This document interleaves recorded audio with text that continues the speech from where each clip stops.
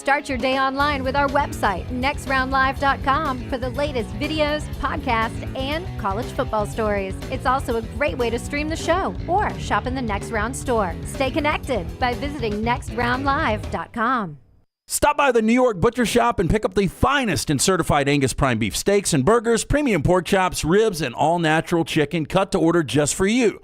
Their chef-prepared entrees and side dishes are the perfect dinner-to-go choice for your family and are ready to heat at home.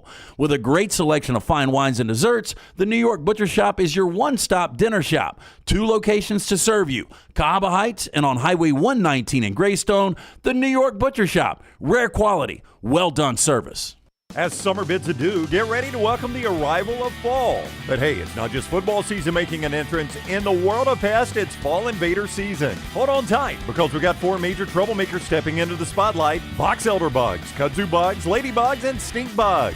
These pests don't just knock, they barge in like they own the place. But fear not, dial up Wayne's Pest Control now, 865-588-6686, and show those fall invaders who's boss. Don't let pests crash your fall. Take charge today. DryTech Water Restoration is a locally owned company that specializes in mold remediation, fire and water damage cleanup, and SteraMist services. DryTech's goal is to provide clients with expert guidance when dealing with any home disaster. DryTech's highly trained specialists are available 24 hours a day, 365 days a year. They will work closely with you and your insurance company to make sure the process is stress-free as possible. Call DryTech today, 205-637-0143. The moment you discover damage to your home, DryTech's team will handle the rest. The Next Round Golf Cart is here. Your chance to play 4 area golf courses for just $89. Get 18 holes in cart at Limestone Springs, Cross Creek, The Meadows, and the newly renovated Woodward Golf Club. A $247 value for just $89. Get your golf cart now at nextround.store.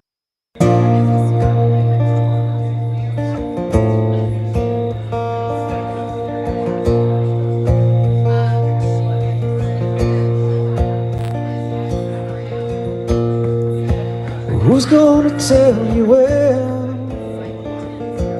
it's too late?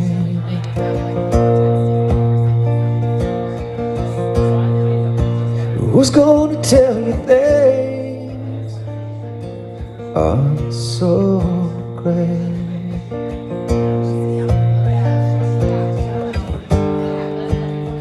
You can't go on thinking nothing's wrong. Oh, who's gonna drive you home tonight?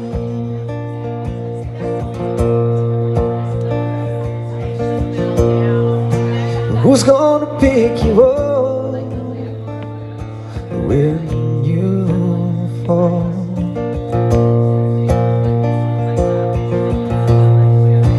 Who's gonna hang it up when you call?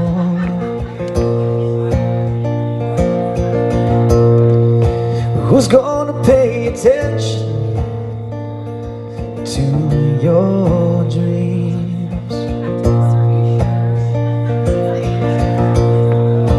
Who's gonna plug their ears when you scream?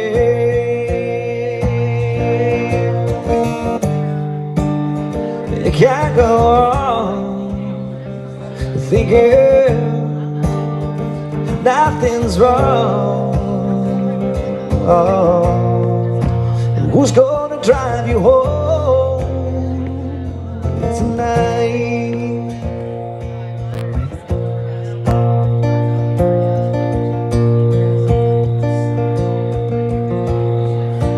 Who's gonna hold you down when you shake?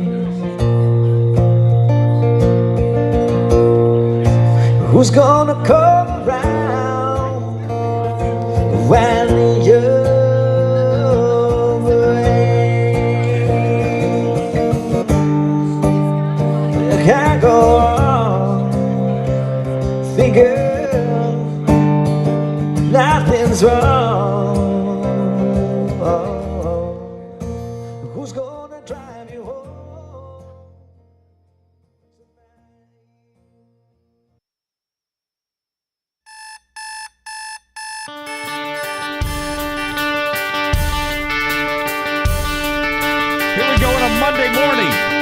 Monday Morning Live. Welcome in. Tom Luganbill of ESPN. I'm Jim Dunaway from the Next Round as we get going. Welcome back to the capital of college football playoff races, the state of Alabama. Look who's back, Tom. The Tide's back in the conversation after a big win over LSU. We'll get to everything going on in the country, but let's start right in T-Town with Alabama beating LSU and doing it with great second-half defense and what turned out to be the better quarterback on the field. Jalen Milroe at least matched what Jaden Daniels was doing. And I don't think a lot of people at one point this season thought Milroe could do that. I always go back to our show right after our crew had Alabama and Arkansas. And if you remember what I told you, I'm like, somehow, some way, these guys are going to slide right into this playoff conversation. There's just something goofy about it, and each week it's just gotten better and better and better. We see more and more improvement, and I texted three of you guys during the game. I'm like, dang, quarterback run, man, for both teams. It just goes to show you like what strain that puts on a defense and how far can you be strained and then still be able to get off the field a couple of times. And so I thought it was a fantastic game. I thought it was a great weekend of games. But for Alabama and LSU to have two games 2 years back-to-back like that, just epic college football at its best. Always Monday Morning Live brought to you by our friends at MyBookie, mybookie.ag. Right now you get a 50% deposit bonus when you use the promo code NEXTROUND. That is next round at mybookie.ag, a 50% deposit bonus right now. Go check that out at mybookie.ag. So Alabama wins it 42-28. Jalen Milroe was really good, but I thought the story in this game was Alabama's defense in the second half. And they did this to Tennessee, and they did this for a while against Texas, but it was the fourth quarter against Texas where they had a couple of blown assignments that cost them their only game of the year. What do you make first of what Alabama's defense was able to do even before the Dallas Turner hit? And we'll talk about the Turner hit in a second. Yeah, the most important 15-yard penalty in the game. Yes. And it was well worth it, I guess. Listen, I thought early on, and I bet Coach Saban and Coach Steele and T-Rob and those guys would agree that in the first and second quarter, they did a really poor job with their run fits and their gap responsibilities and their rush lanes, in the sense that when you're playing a guy like Jaden Daniels, it's so critical that as a pass rusher, particularly on the edge, you cannot rush past the level of the quarterback. If you rush past the level of the quarterback and one of your inside guys takes an inside turn on one of the gaps, you've now opened the front door between the guard and the tackle. We saw that happen a bunch in the first and second quarter. I think really this wasn't so much scheme adjustment. It was getting back to the fundamental principles of proper pass rush lanes, proper techniques, and how to hold the point of attack.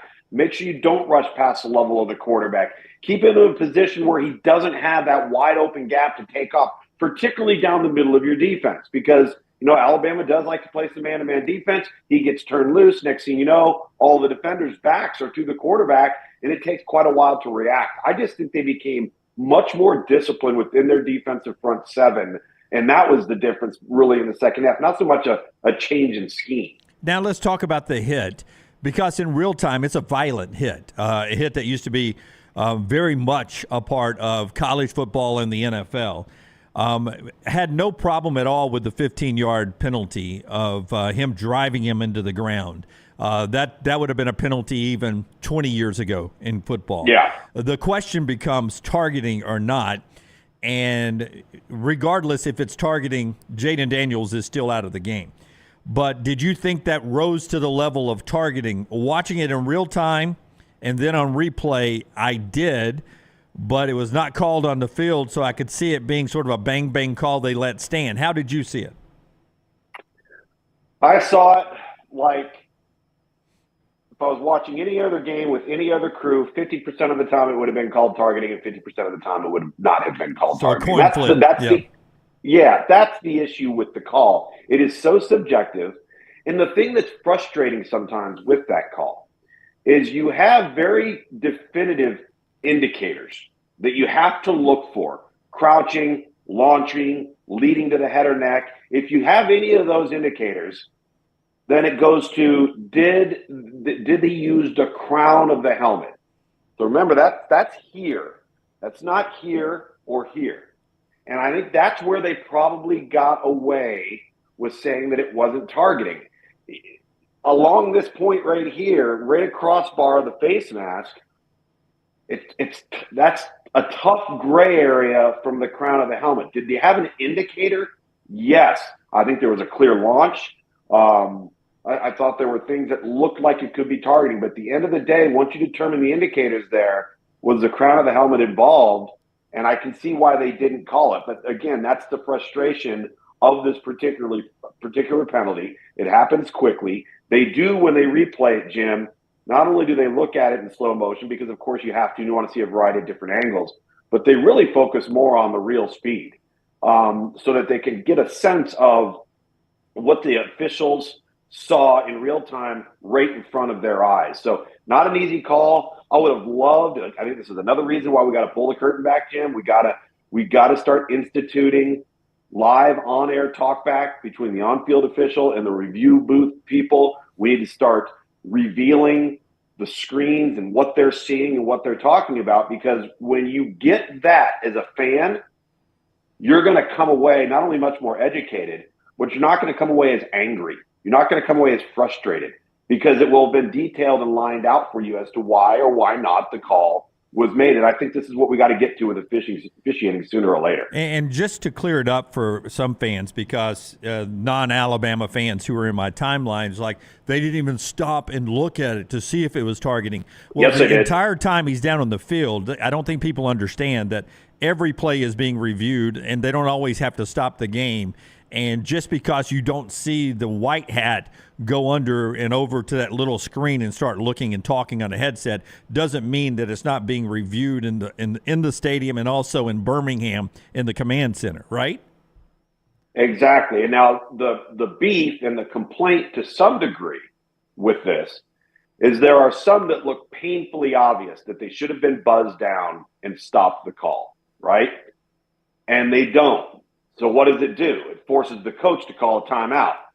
And that's what they want to try to avoid here. We should never be in a position where you're forcing a coach. If something has a ton of gray area and everybody and their brother can see it, there's nothing wrong with taking a little extra time and looking at it. But the moment that play blew dead, I guarantee you, they probably looked at it 5 times, maybe 8 times before Jaden Daniels ever got off the field.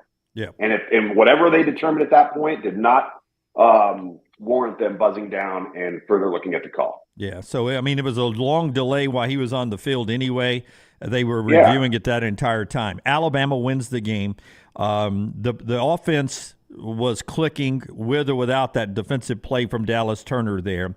Sure. 65% of the passes completed by Jalen Milroe. I want to talk to you about how he's improved since the first time you saw him to what he looked like the other night. After I tell you about our friends at Gutter Cap, C. Stu and his crew, the leaves are falling now. Everything is kicked in right now.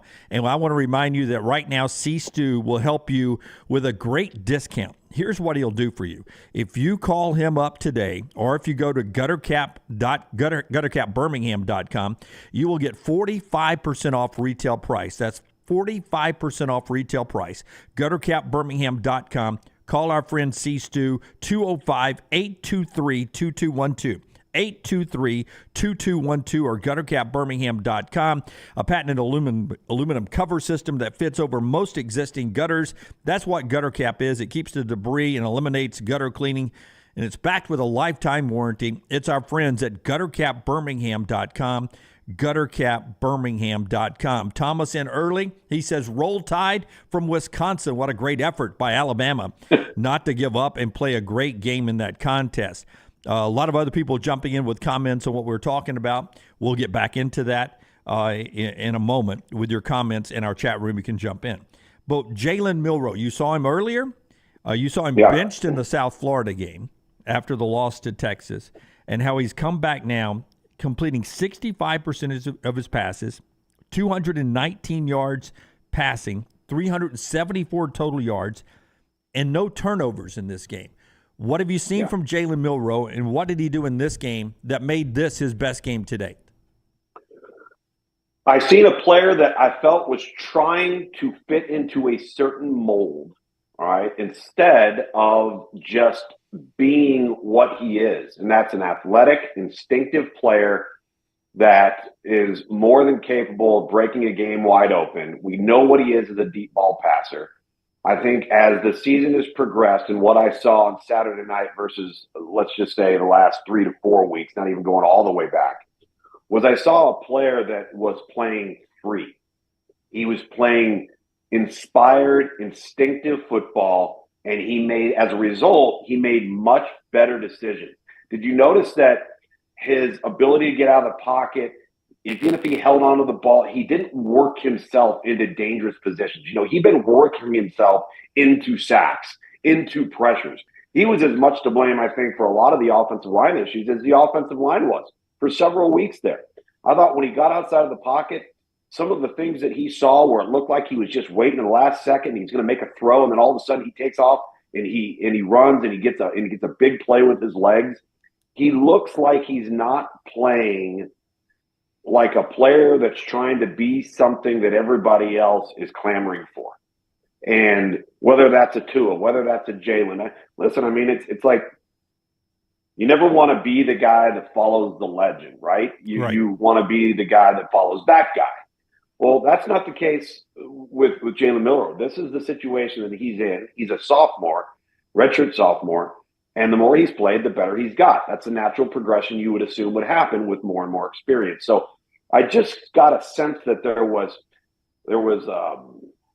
almost a bit of a street ball, let's go throw it out in the lot and play a pickup game on Thanksgiving morning type of feel to him. He looked happy. He looked energetic. And he allowed his instincts to take over instead of he always kind of looked regimented to me. And I think he looks less regimented to me now. He looked like a guy who did not want to be a running quarterback earlier in the year.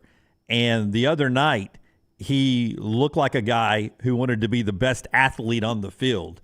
And he was. And he was. He was. Yeah. Yeah. And it was encouraging to see because now you're accepting what you are. This is what you are, man.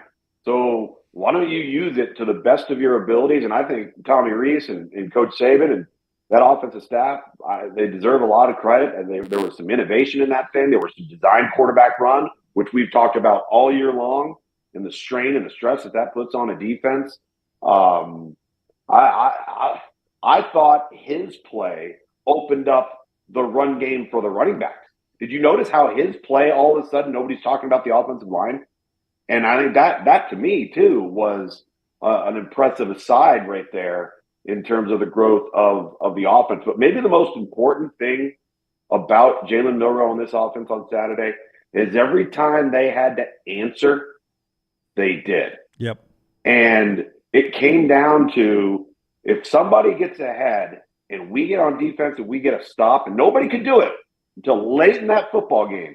And Alabama happened to be the team that could do it. And at the same time, it just happened to coincide with the penalty on Dallas Turner and Jaden Daniels exiting the game. Landmine Believer in our chat room. Last 26 minutes of the game, LSU didn't score. Daniels played in 16 minutes of those. That's a whole quarter of football with Daniels that LSU didn't score in the contest. John writes in, Alabama's given up a grand total of 13 points in the second half against LSU, Ole Miss, Tennessee, and Texas A&M. That is phenomenal there. Our buddy T-Rob, T-Bob, I should say, from down in Baton Rouge, T-Bob Hebert was on the show on Friday talking about the end of the Roman Empire that is Alabama football. We'll talk about Alabama's place in this playoff conversation coming up at the end of the show. But let's jump into other things that went on around the country, and that included the reigning back-to-back national champions, Georgia, being challenged by Missouri. 27-21 before Brady Cook threw the first of two interceptions at the end, and Missouri was going toe-to-toe with Georgia there. Your takeaway from Georgia, I'll use the word surviving, 30-21 in that win over Missouri. Very simple. Missouri made mistakes late. Georgia didn't. I mean, the road team went on the road, went toe-to-toe, played well, looked like they belonged. Georgia was not flashy. It was hard. It was well-earned. But at the end of the day, in a close game, execution matters. And when you are in a tight game like that, you've heard me say this 100 times, it's not necessarily the plays you make, it's the mistakes that you don't. And I think when that occurs and you are the better team athletically on the field, then you put yourself in a position to win at the end. Carson Beck and Ladd McConkey continues to be a great duo. Brock Bowers will be back at some point, but Georgia gets Ole Miss now, who survived Texas A&M 38-35. Big game for Trey Harris in that one. Does Lane's team have anything in Athens for this Georgia team, or is Georgia getting more playoff ready by the tougher part of their schedule here? Well, I think they're getting more playoff ready, but I also think they're a team that when somebody is perceived to be a challenge for them, they crank it up. Remember the Kentucky-Florida game, and Kentucky goes into Georgia, and Georgia just thrashes them. Then all of a sudden you're playing down in Jacksonville, and surprisingly, Florida is 5-2. Yeah. All right, so they're supposed to be a challenge for us? Nope. All right, now Missouri comes to town, 12th ranked team in the country, good football team. Georgia takes care of business. I don't think Georgia is daunted by Ole Miss or anybody else for that matter. I think it actually helps them. I think they play better when they feel like their backs are against the wall. Maybe they feel like they're being doubted a little bit. Now, I could see this game playing out in very similar fashion to how Missouri and Georgia played out, because Missouri and Ole Miss are an explosive team on offense. The whole key, and I've said this to you guys all year long with Ole Miss, the key to the success for them is pace of play. If you win defensively on first down against Ole Miss, you take them out of their comfort zone. And I think if they get ahead of the chains and they get that first down, and the next thing you know, it's 100 miles an hour, then you're going to be on your heels on defense. And it's tough. It is tough to keep pace. So I think it's going to be a great football game. It's an opportunity for Lane Kiffin and his football team to prove that they belong. It's another opportunity for Georgia to, shut down the doubters. And as we head down the stretch here, and we've seen Michigan and we've seen Ohio State and Florida State, and obviously what happened to Oklahoma this past weekend, Texas narrowly surviving. I mean, not to get off schedule here, Jim, but I mean, essentially the Big 12 was within one play of disappearing from the college football playoff race on Saturday. One play. That's right. And so, and again, it's not going to get easier. It's going to get tougher for everybody. Yeah. Speaking of the other teams in the playoff race around the country, let's start at the top in Ohio State. Again, this is Monday Morning Live. He's Tom Luganbill of ESPN, and we're brought to you by our friends at MyBookie, mybookie.ag. Promo code NEXTROUND gets you a 50% deposit bonus. Just use the promo code NEXTROUND at mybookie.ag. Ohio State becomes the first college football playoff team ranked number 1 to trail at the half to an unranked team. Now, they survived. They come back and win it 35-16. Looks better on the scoreboard than it actually really was on the road, so that factors into it. But Kyle McCord, for long stretches of a game, does not look like he's playing winning football. He gets bailed out by Travion Henderson and Marvin Harrison Jr. again this week. Yeah. But they've got a little bit of a quarterback problem, I believe, or an offensive problem if they get into a game with maybe Michigan down the road, or a Georgia, or an Alabama, or Florida State, or basically a playoff-like game. I don't know if they can stand up from the quarterback position.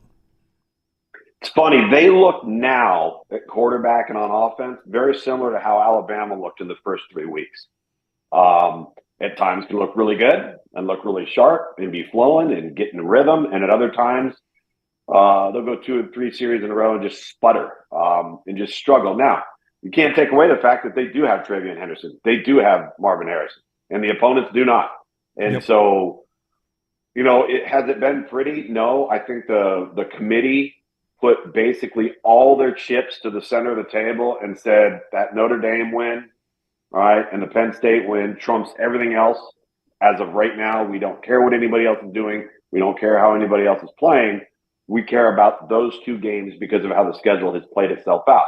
I think that narrative is going to start to change, Even if Ohio State remains unbeaten, even if Ohio State goes into the Michigan game unbeaten, I think the narrative will change a little bit with how they are playing, especially when you have a team, and I know they've already got a loss, but like if you looked at Oregon right now and Ohio State right now, who would you say is the number 1 team in the country? Oregon, by a margin, by a gap. Yeah, me too.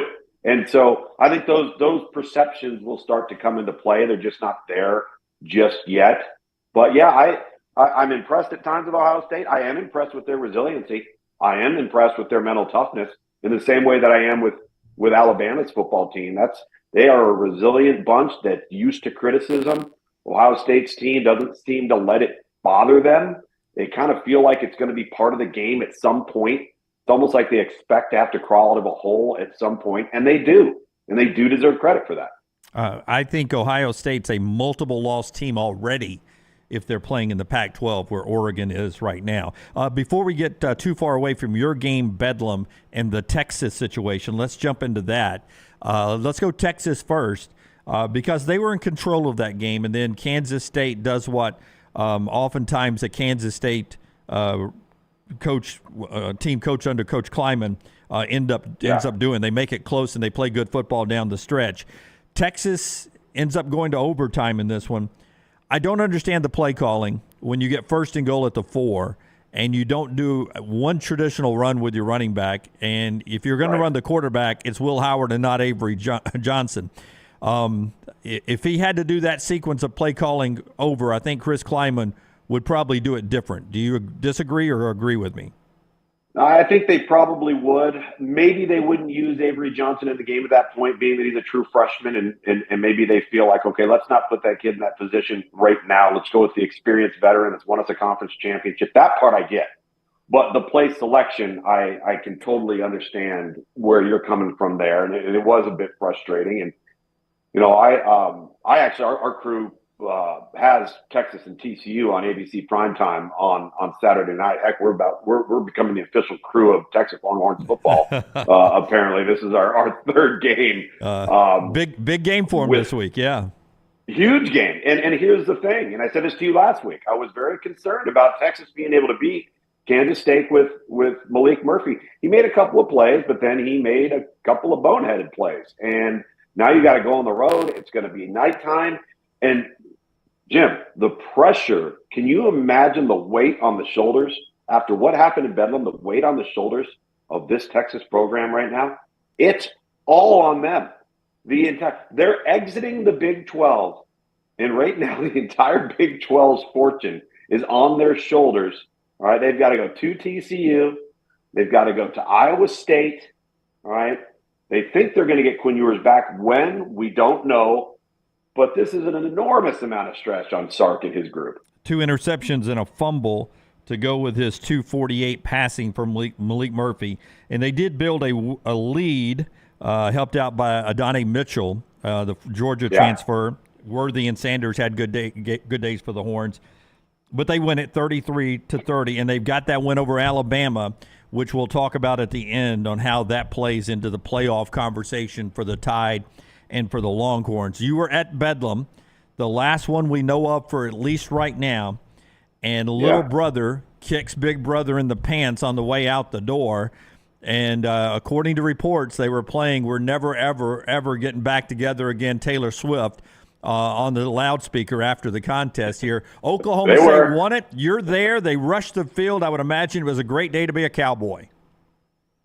It was, to be honest with you, and I say this as somebody who's loved college football, who was born in a college football locker room. What an honor to be a part of something that had been played for 114 years. And it's such a shame that we're not going to see it, at least in the immediate future going forward. But it was an electrifying atmosphere. It was so loud and it was so intense. And how Oklahoma State has gotten to this point is simply remarkable. I mean, the story of this team, the offseason, tumultuous, negative, ridden with transfer portal exits. You don't know who your quarterback's going to be. The first 3 weeks of the season, your running back, who's a Heisman Trophy contender now, has 19 combined rushes. And next thing you know, you're on this run, and you're one of the hottest teams in college football, and certainly the hottest team probably in the Big 12. And you catch Oklahoma coming off a loss on the road at Kansas. It was the perfect storm, and it was a fantastic football game. I wish that the pass interference call that was not called on Oklahoma State against Drake Stoops at the end on that last drive for Texas, I wish that would have been called. Not because I was looking for Oklahoma to win the game, but that play is now going to linger, right? That play is going to be a what-if type of play. And I don't think they necessarily lost the game because of that play. On the final drive for Oklahoma State, Oklahoma had 35 yards in penalties. So there was a variety of things that took place. But, man, what a great atmosphere and a great way to end it. Yeah, 3 turnovers by Oklahoma in that game will haunt them until they decide to play it again. And I do think they'll play it again someday in the future. As they come to the SEC, Oklahoma, I'd be okay with them playing that game at the end of the year like we do Georgia Tech, and Florida State. Or I'd be good opening up the season with it. I don't know how Oklahoma feels about it. We'll give them a chance to get in the SEC and decide about the future. But right now, Oklahoma State, who only won 20 times in that 117 meetings? 117 meetings? It's so rare, too, Jim, because, Mike Gundy has been a part of 33 of those. Yep. As a player, assistant coach, and head coach. But it's one of the few rare, very, very bitter rivalries where your job doesn't depend on whether you win it or not. Like, Mike Gundy's won very few of those. Yeah, that was his 4th. He's 4-15 as a head coach. I mean, that doesn't generally happen with a rivalry like that. You don't beat your rival, but make it consistent. They're gonna let you go at some point. Yeah, Auburn coaches, Alabama coaches, Ohio State and Michigan coaches don't get to be 4-15 in the rivalry game. Yeah, great point there. All right, quick break here, then we'll get to Auburn as they approach bowl eligibility, the craziness in the Pac-12, including a big day from Bo Nix, Michigan being Michigan, and the playoff conversation, all that still to come. The show being brought to you by 2 great sponsors. One of them, our friends Blakely's Bouquets. I was in contact with them yesterday because I was thinking about sending T-Bob a funeral arrangement because he thought Alabama's dynasty was dead, like the Roman Empire. But I didn't because we didn't think we could get it there before 9 a.m. Central Time. So I'm going to try to think of something else to send T-Bob. But if you want to send flowers to any of your LSU friends today just to say, hey, Alabama's back, you can do that. Blakely'sBouquets.com, Blakely'sBouquets.com.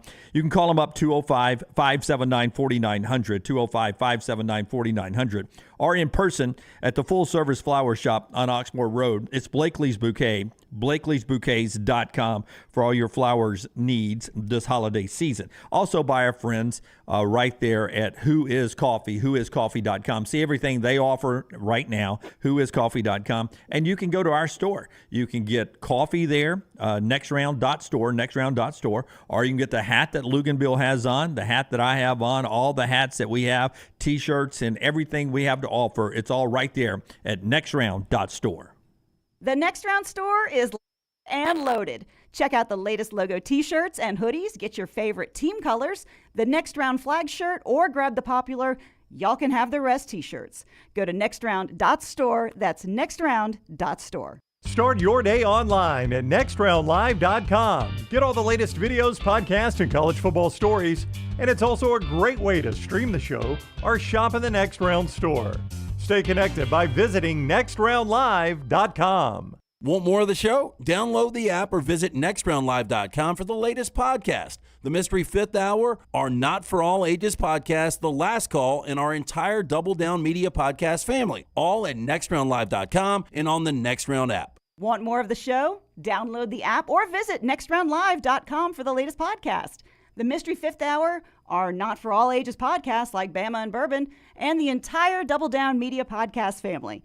All at nextroundlive.com and on the Next Round app.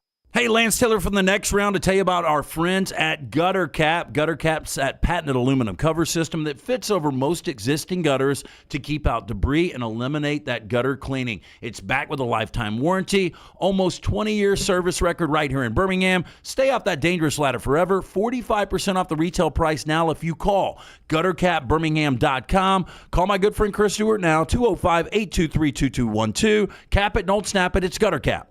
The Next Round Golf Cart is here. Your chance to play 4 area golf courses for just $89. Get 18 holes of golf and cart at Limestone Springs, Cross Creek, The Meadows, and the newly renovated Woodward Golf Club. That's a value of $247 for just $89. Or get the Next Round Deluxe Golf Cart for just $119. It gets you all 4 courses with cart, plus an exclusive Next Round Golf t-shirt, koozie, golf tees, and a sticker. There are no restrictions. The cart is good through September 2024. Get your golf cart now at nextround.store. Follow Next Round Live on Twitter, Instagram, Facebook, and YouTube. The social media team at Next Round Live will share the latest interviews and videos from UAB, Alabama, Auburn, and campuses all over the college landscape. You'll also get the latest highlights and news from the Next Round Live Daily Show. Jim, Lance, and Ryan will share their thoughts, and remember, you can always see the old shows on the Next Round Live YouTube channel. Subscribe, like, and don't forget to comment. Turn on the notifications so you don't miss a thing. It's Next Round Live on Twitter, Instagram, Facebook, and YouTube. Football season is here, and Legacy Credit Card is just what you need to manage your spending safely and wisely. Credit cards offer better consumer protection against fraud when compared to a debit card, which is linked directly to your bank account. Legacy offers rates as low as 8.9% APR on credit cards compared to major card providers who advertise rates as high as 29% APR. Look no further than Legacy. Open a credit card online in minutes at legacycreditunion.com/join. APR's annual percentage rate, rates, and offers subject to change. See website for details. Federally insured by NCUA.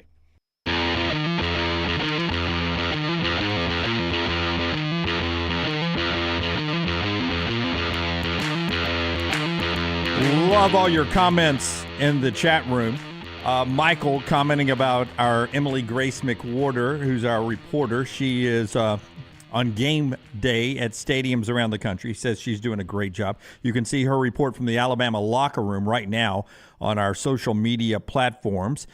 Jerry wants to know, Lugan Bill, as we bring you back in now, should the College Football Playoff Committee value eye test or head-to-head wins on the resume more this year when it comes to the one-loss teams? He's talking about, I assume, Texas and Alabama, which could become a sticking point at the end of the year. If Alabama runs the table and wins the SEC, Texas doesn't lose again and wins the Big 12. And I know there's scenarios out there, but let's just say there's an unbeaten Big 10, an unbeaten Pac-12, and an unbeaten ACC, which is a scenario that is possible right now. Then what do you do in that situation? I would assume the head-to-head, especially with Texas beating Alabama on the road, would outweigh Alabama being SEC champions. Hard to imagine, but they did play each other. They played each other. Texas won the game. If we're going to say that they are both conference champs, I can tell you right now the committee will do what's easiest and what would create them the least amount of scrutiny.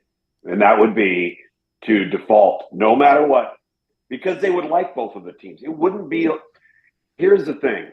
It wouldn't be like this was last year with Alabama and TCU. See, I think the committee learned a lesson last year, and I think they're going to be very careful going forward. And I'm not saying that Alabama necessarily deserved to be in the college football playoff. Did I think they were one of the top 4 teams? Yes. Okay. But then what the committee also learned was there's a difference. All right. There is a difference. And trust me, there is. I was at the Sugar Bowl. And I watched Alabama take on Kansas State, who beat TCU, who won the Big 12, and it was varsity versus JV. And I think the committee knows that deep down. But if you lay out the scenario you just laid out, they're always going to default to the easiest answer. So because that way they don't have to take on any scrutiny, and they can just point to it. It's easy for them. Yeah, and they'll factor in for this time, no Quinn Ewers. It won't forgive them of a loss if it happens, but they will factor that in down the stretch. Hopefully it doesn't come to that, or maybe hopefully it does. If you're an Alabama fan, at least you're an SEC champion and you get into the conversation. Yeah. And we'll see what everyone else does, because I don't know if Washington can stay unbeaten. And we'll jump into that again. This is Monday Morning Live, brought to you by our friends at MyBookie, mybookie.ag, and, of course, by our friends at Way to Wellness. If you want to jumpstart your weight loss, you can do that right now with our friends at Way to Wellness. Just go to this website, planforme.com, planforme.com. That gets you into contact with Leslie and her board-certified team. No contract, no sign-up fees, and your first consultation is free because you watch us here on Monday Morning Live. You'll find out that every plan's different. It can help you with your blood pressure and your cholesterol, and, of course, with your weight loss. It's our friends at Way to Wellness. Way to Wellness, your journey to healthy living. Again, that website, planforme.com. Washington gets an unbelievable football game, not just from their quarterback, Michael Penix Jr., but really from their running back, Dylan Johnson. 26 carries for 256. And this is why Alex Grinch was fired yesterday by USC. He got 199 yards before contact, and Washington beats USC 52-42. They're still unbeaten. Two questions. One, do you think Washington can stay unbeaten this year, the way they're playing football right now? And then we'll get into Alex Grinch. Let's talk Washington first. Well, yes, I do think they can. And a lot of that is because what in the world has happened to Washington State? Yeah. You know, the Apple Cup now all of a sudden looks a little bit different. So has it been perfect for Washington? No. Have they had their defensive warts? Yes. You still had to go on the road and beat SC, and it wasn't easy, and it was toe-to-toe, and it was back and forth. And, you know, all of the – I mean, if it's not for Caleb Williams, Jim, I mean, that is a no contest. That dude pulled a rabbit out of a hat like he seems to do every week, over and over and over again. And, like, it's amazing how difficult it is for people just to overcome that one guy. As bad as they've been on defense, all right, as much as they've been a, you know, average football team when it comes to running the football, that guy changes everything. And so I think that this would have been a no contest had he not been the quarterback at USC, which further exacerbates the problems on defense. Washington's good enough, I think, to come out unscathed.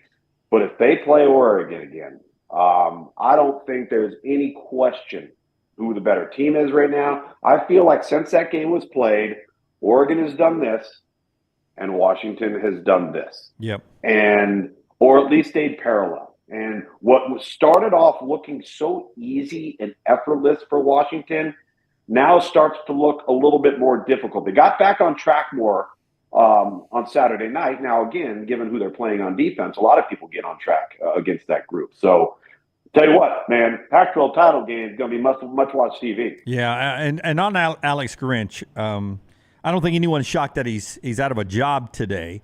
I think people are shocked on two things. One, that it happens now, and two, that this is sort of Lincoln Riley's MO.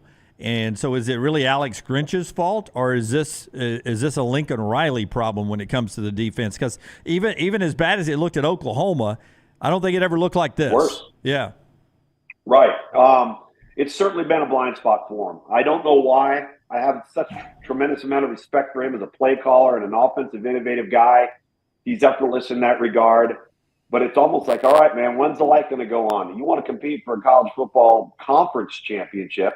You want to compete for a college football playoff berth and actually win a game. You don't have to be Alabama on defense, but you can't be Colorado. Like you cannot be inept. You can't line up and void consecutive gaps in pre-snap. You can't allow 199 yards prior to contact from one player in one game. And there has to be some type of concerted effort on behalf of leadership and Lincoln Riley to go out there and not only hire a proven winner, but start recruiting to it. Like start play. Listen, you can go get all the guys you want on offense at wide receiver and at running back. You better start recruiting offensive linemen, defensive linemen, tall corners, and guys that can rush the passer.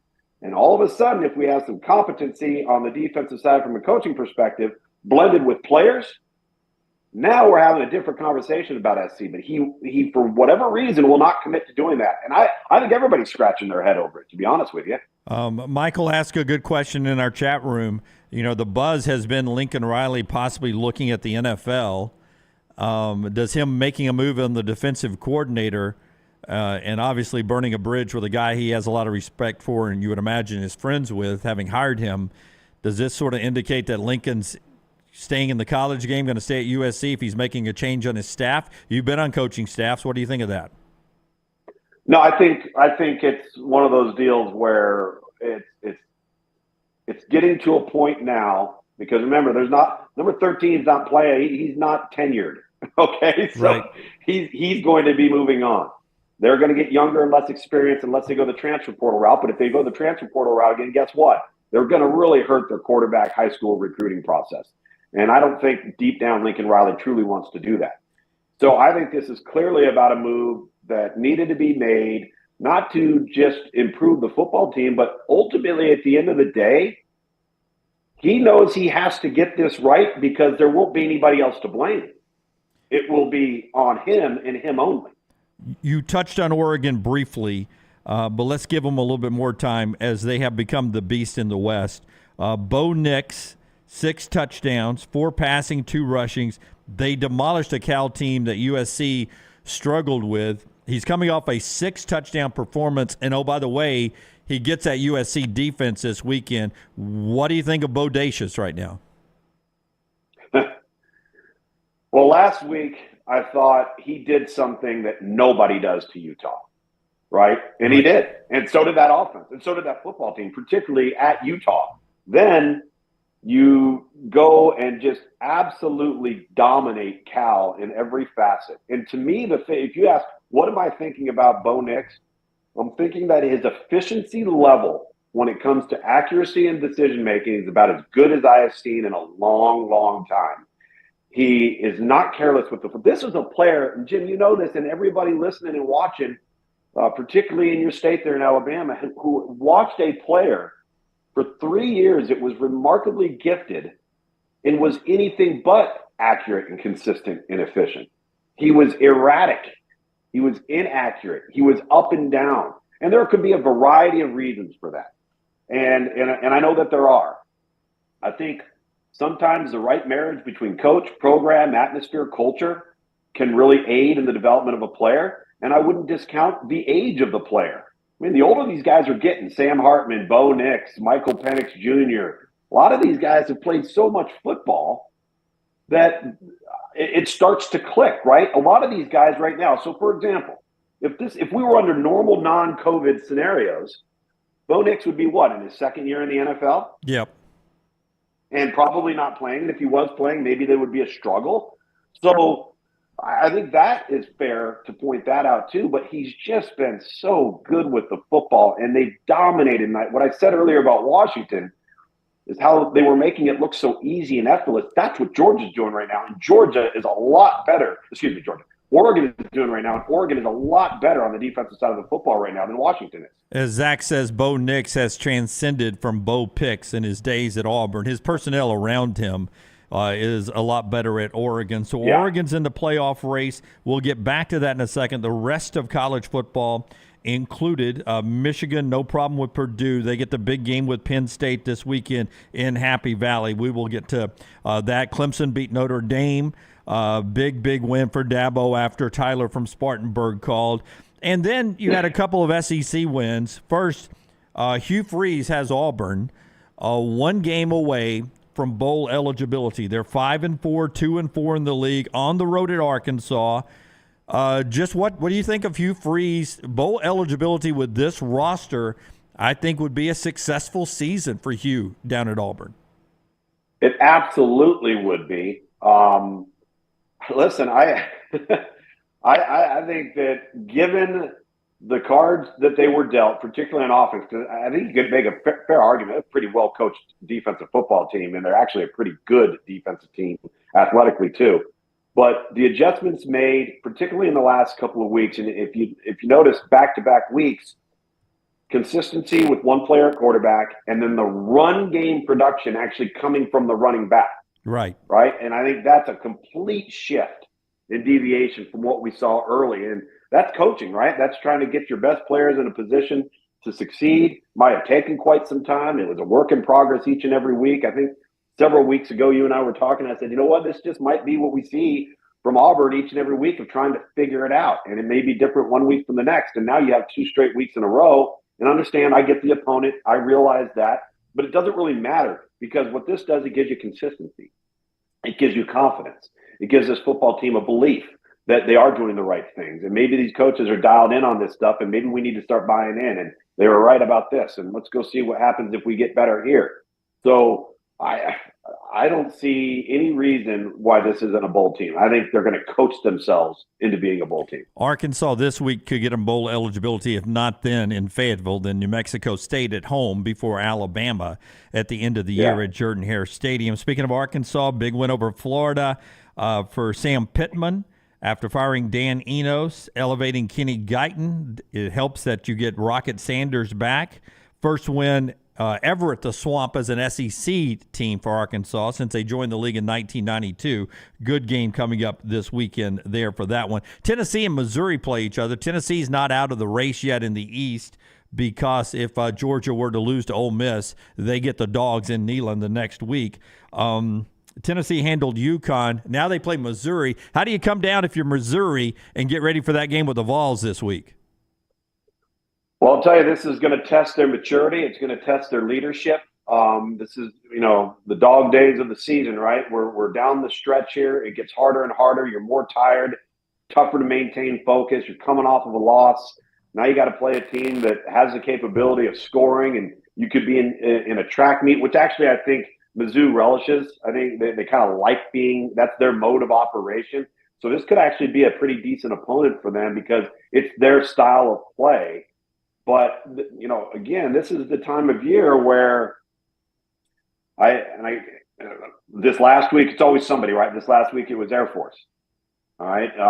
It was Oklahoma. If you make mistakes, if you're tired, if you lack focus, the other team comes ready to play. This is what makes the game so great. So I think this will be a good football game. I think it's a very evenly matched football game.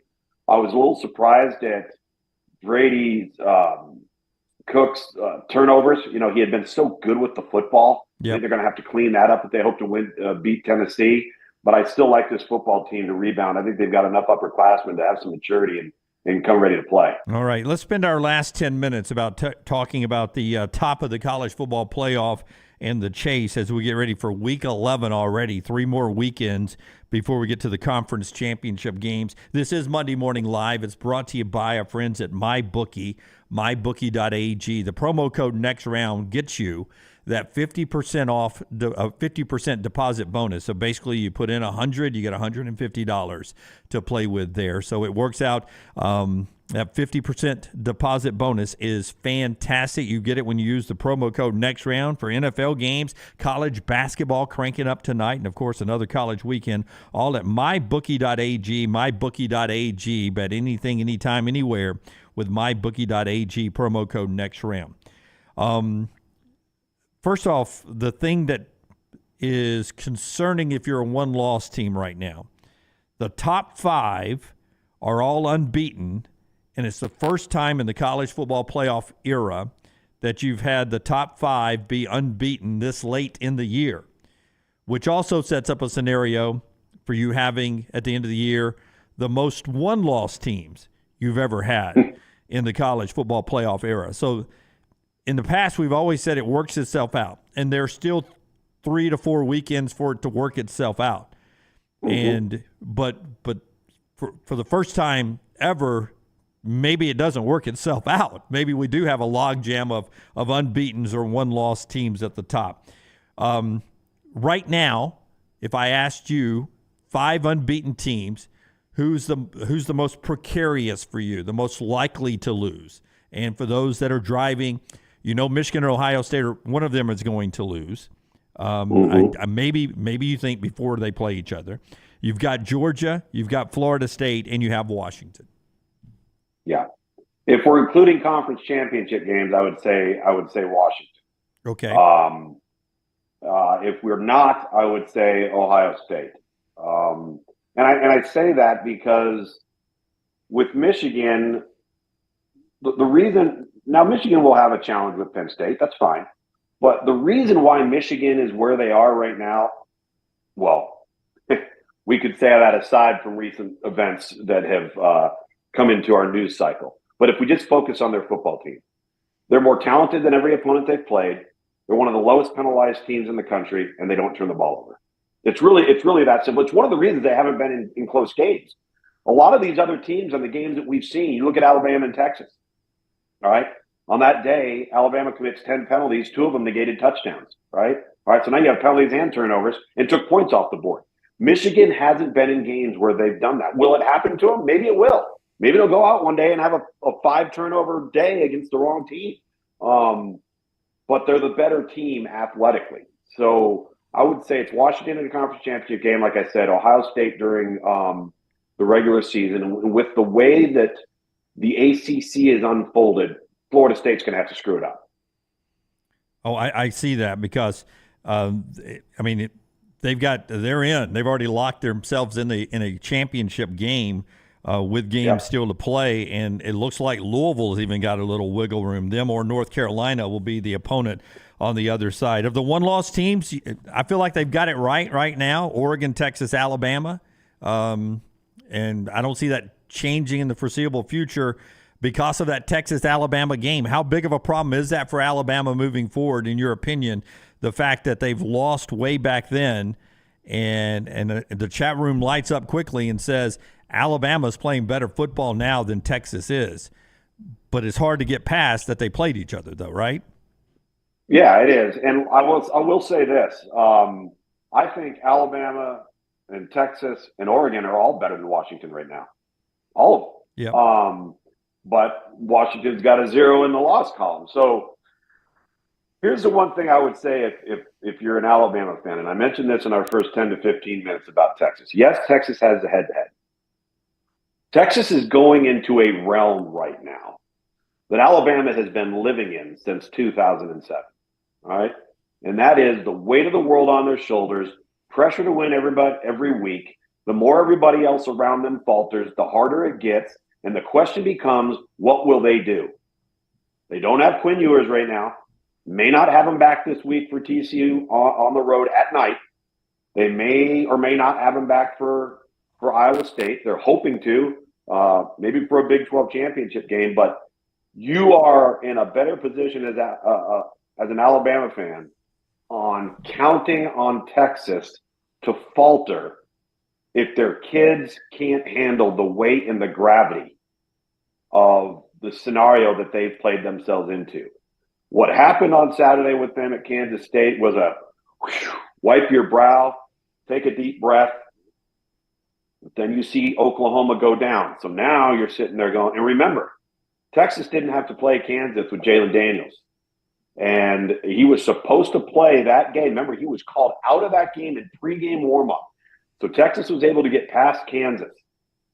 I think it's going to be fun to watch this Texas team handle the next 3 weeks. Royal Payne, Tommy Rees is upping his coaching stock. What a job with Milroe. You agree?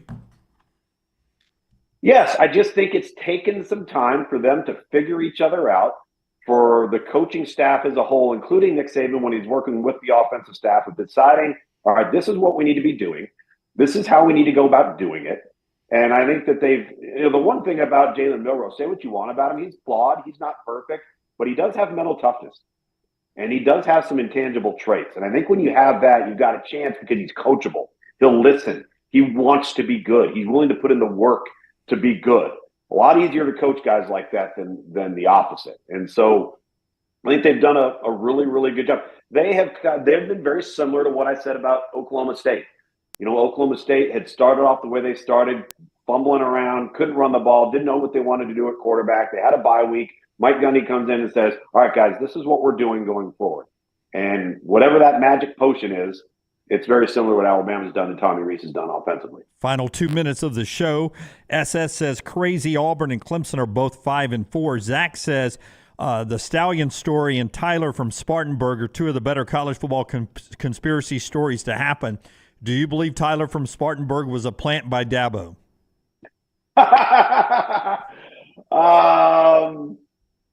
I don't know. No, I don't. I think that's a great conspiracy theory, and it gives me a chuckle. Have you, by the way, actually heard the entirety of that? Yes. Not Dabo's response, Tyler's. Yeah, the first. Right? I mean, they let him talk for 3.5 minutes. I'm friends with people that do both Auburn and Alabama, the school broadcast. No way you let that guy talk for 3.5 minutes. I would have dumped him about 60 seconds in. I know, and that's the thing, and they did, and we now have the result. By the way, speaking of that, Tyler's got the greatest level of fame that you can have in today's world. He's a name, he's a city, but he's not a face. That's pretty good. That is.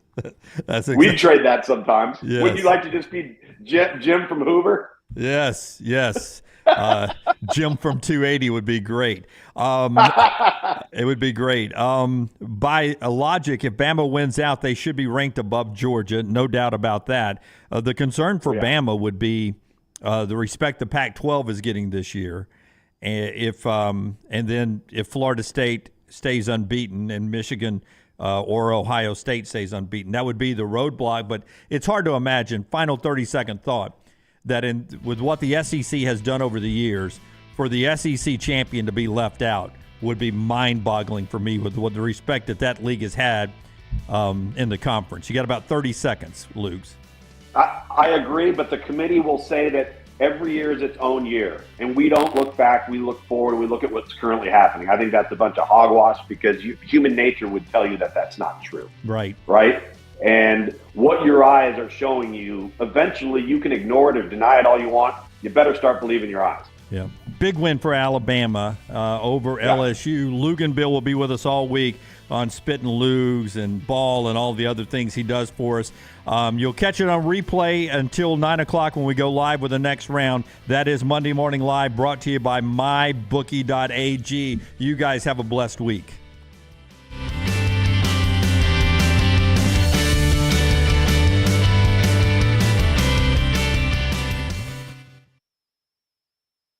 Chance to play 4 area golf courses for just $89. Get 18 holes and cart at